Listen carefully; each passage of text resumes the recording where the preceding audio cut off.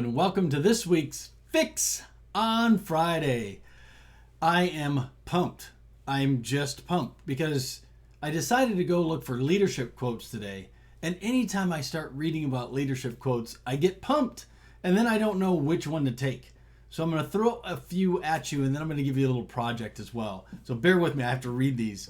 The first one is from Napoleon Bonaparte, who said, "A leader is a dealer in hope." Isn't that the truth? A few more here. A leader is one who knows the way, goes the way, and shows the way. That was John Maxwell. Leadership is the capacity to translate vision into reality. Isn't that a great one? That's Warren Bennis. One more. My own definition of leadership is this: the capacity and the will to rally men and women to a common purpose and the character which inspires confidence. That was General Montgomery. Now, I've got a few more quotes lined up here. They're just ready to go. If you want to get the rest of this list, send me a note down in the note section or something. I'll see your note and punch it at you. It's a great list, and I was about halfway through and wanted to stop. But the reason why I wanted to stop is I wanted to give you a project. And this is something that we'll do in our summits or presentations from time to time. What I'd like you to do is write down your 5 favorite leaders of all time. 5 favorite leaders of all time.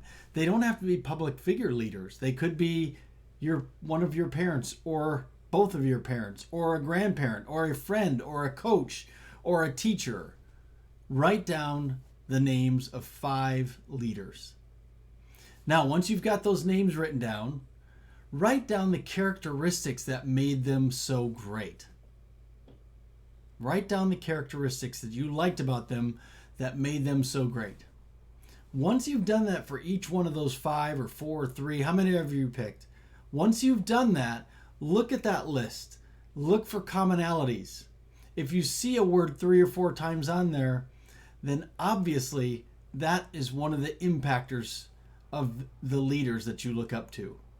Once you've diminished this to a list, then put that list someplace that you can see it on a regular basis and be that list. Be that person. The last thing I want to throw at you is this book, StrengthsFinder 2.0. Do you know what your strengths are? Do you really know what your strengths are?